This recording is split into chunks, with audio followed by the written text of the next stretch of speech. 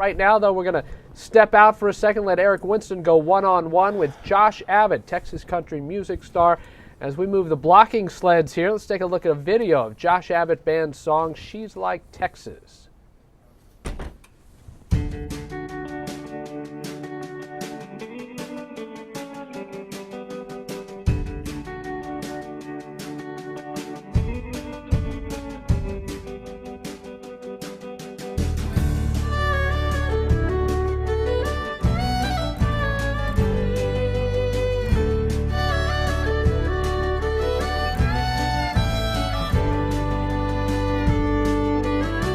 She's as free as blue bonnets in the summer. She's as hot as the Padre Island sun. And most of the time she's as warm and friendly, like the hills that surround Austin. She's as bright as the Dallas sky. She always holds her head up high. She loves the company of her family.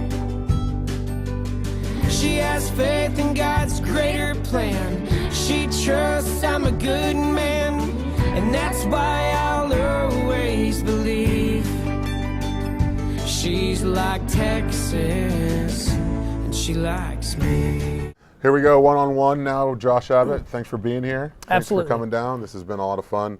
Now, everybody knows, obviously, if Texas country, they know, you're kind of an up-and-coming, pretty big deal. But, the one thing that we were talking before the show that surprised me is, A, you're a huge sports fan. Yes, very much. But B, that you almost got your master's degree, or you did get it. This close. Tell everyone what the paper you were thinking about writing for it. Well, I actually had a couple different ideas floating around. One of them was persuasive communication strategies used in college football recruiting. So what were coaches saying, and how would you categorize that?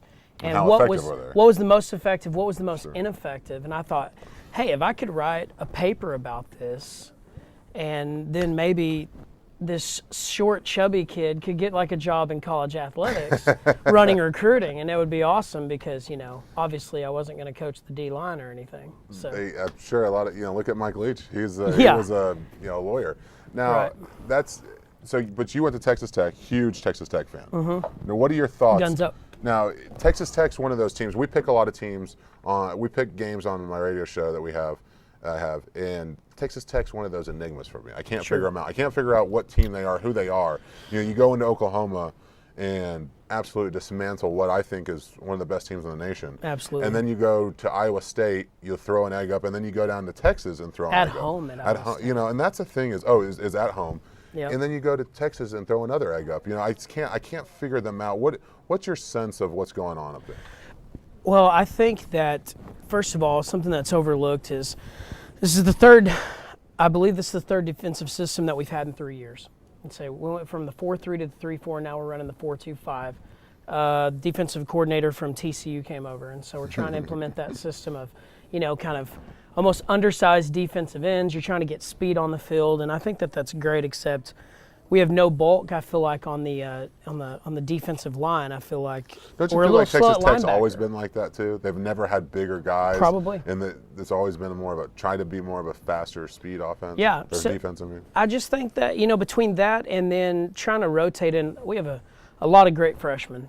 And I guess the real question there is, are they great freshmen, or are they just faster than the guys that we had before?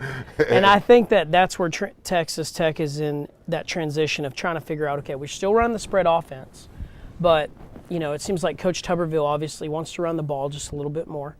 And, our star running back, junior guy named Eric Stevens, he got hurt, and so we're rotating these freshmen in here, and they're going to make mistakes, and we kind of knew it was going to be a growing pains year. I didn't see the Iowa State loss coming, but I didn't see the OU win coming either. Sure. So I feel like we're still going to be a bowl team, and that this is a team that, with its recruiting last year and this current class, I feel like will be a contender for the Big 12 championship. I truly believe next year.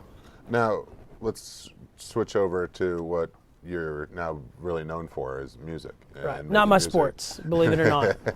But how did that happen? I mean, obviously you probably played. Have you played your whole life? I mean, No. Was it something that you decided? You know what? I think I'd really like to do that. Let me try this out.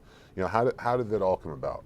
Well, I started playing guitar in college, mostly for praise and worship type stuff. Tried to get involved in like church groups and things, and that really just led to me learning the chords. And at the same time, one of my biggest passions in music was Texas country. And if you're from West Texas, Sure. especially, you get that. And I'd go to watch Pat Green and all these other guys, and I just loved the the idea of singing about your state as if it was its own country, just like this pride that people in Texas have.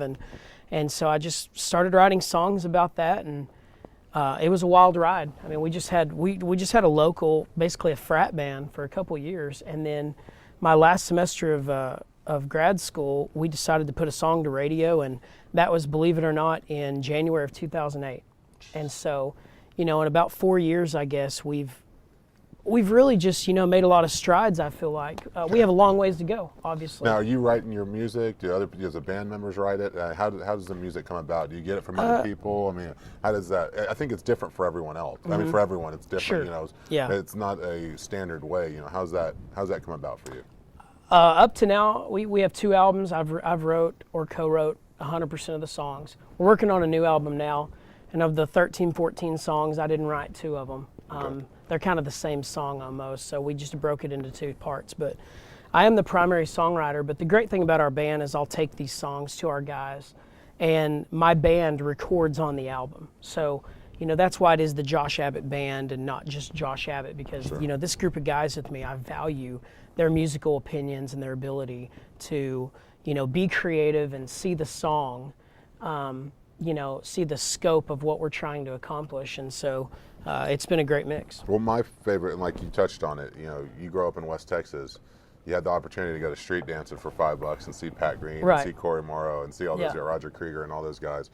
Now, you had a big song come out, and one of it's called My Texas, and it's featuring Yep. Pat Green. He's in it. You guys, I think, were on tour together too, right? Were you opening for Pat Green for a while? Or Yeah, you guys we've done some shows together. Just together. We've opened for him a bunch, and then I was fortunate enough to play about 5 or 6 acoustic shows this past year with Pat, kind of song swapping. And you talk about, like, whoever your favorite NFL icon would be, that would be them sitting here doing I got a show chance with to meet you. Pat a couple of years ago, and I'll tell you what, I'm sure your opinion is probably the same. He was the nicest guy.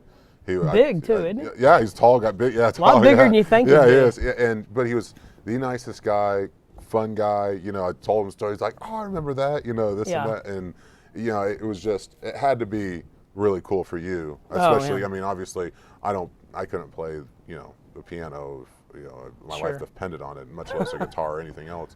But to be able to do something like that with a guy you looked up to, a guy you watched your Man. whole life, that had to be pretty special. It was one of those, that really, validates. Is that the right word? I mean, Sure. is just something that you say, man, I really am going to make a career out of this. Yeah. I'm sitting here playing next to the guy that's the reason I started playing, and so yeah, it's just been an awesome run so far. Now, live at Billy Bob's, that's kind of the stepping stone, right? Sure. For every Texas country singer. Yeah. And you sold it out. Well, we didn't record a live album. Well, not live, but you played. I'm sorry, you played. Yeah. You played Well, at Billy Bob's. I yes, meant. yeah, I'm sorry. yeah. You played at Billy Bob's and you sold it out. Uh-huh. What was that? That like? was the other moment. That Was was that like the kind of like, hold on.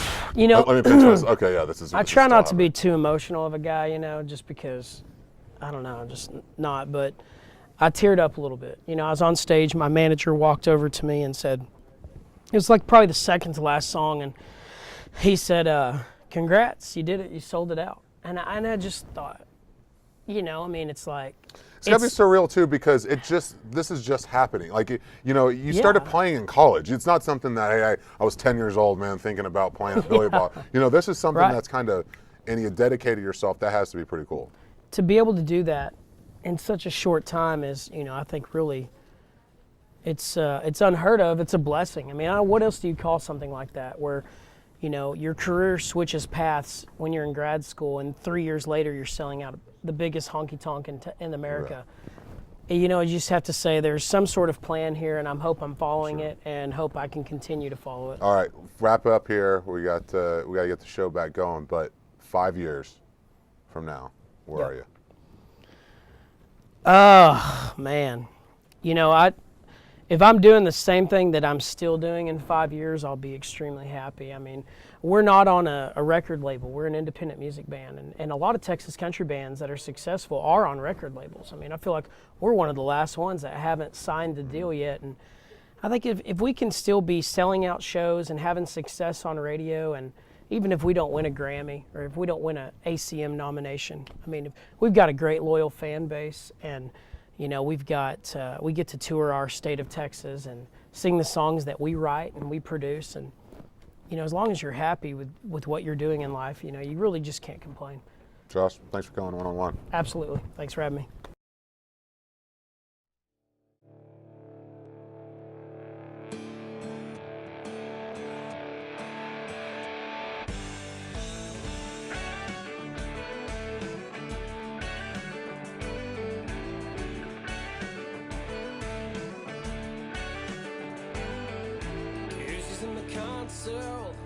And the beer's on the floor, and everybody's gassing up their boards.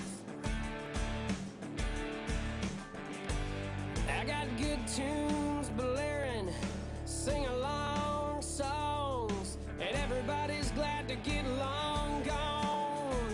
Well, it's Friday night and we're getting out of town. We don't care when the sun goes down, making memories with my friends. Road tripping on a long weekend.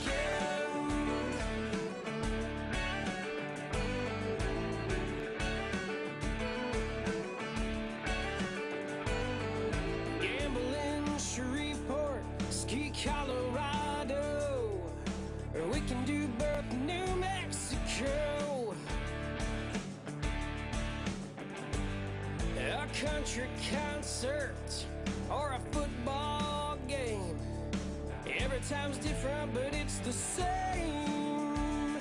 Well, it's Friday night and we're getting out of town. We don't care when the sun goes down, making memories with my friends. Just road tripping on a long weekend. Back on Not Your Ordinary Sports Show, Josh Abbott Band. You can check him out on the website. Is it joshabbottband.com? Yeah. All right. And you can check him out touring around Texas and part of the 10-Man Jam coming up, brought to you by a station that hosts us here, KILT in Houston.